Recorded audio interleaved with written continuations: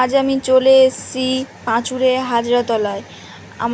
আমি আর আমার মেয়ে এসে বসে আছি, আর চারদিকটা তোমাদেরকে ঘুরে ঘুরে দেখাচ্ছি। আর তোমাদের দাদা এসে আমাকে আমার মেয়েকে নামিয়ে দিয়ে চলে গেছে, আর আমি আমার বাপের বাড়ি থেকে সবাই আসবে তাই আমি বসে অপেক্ষা করছি।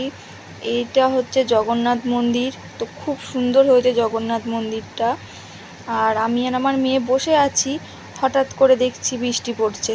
তখন আমি আর আমার মেয়ে মন্দিরের ভিতরে চলে গেছিলাম। তারপরে মন্দির থেকে পুজো দিয়ে বাইরে বেরিয়ে আসলাম।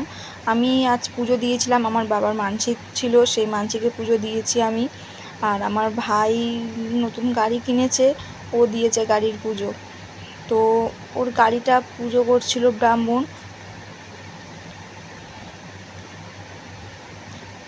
আর তখন আমার তো পুজো দেওয়া সব কমপ্লিট হয়ে গেছিলো, তারপরেই গাড়িটা পুজো দিচ্ছিল। শুধু এখানে দেখো অনেকেই এসেছিলো গাড়ি পুজো দিতে।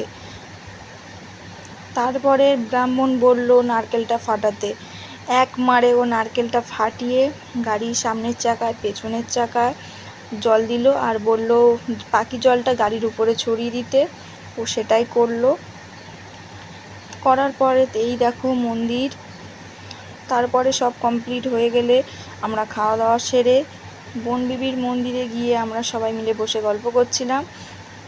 তার কিছু ভিডিও তোমাদের সাথে আমি শেয়ার করলাম।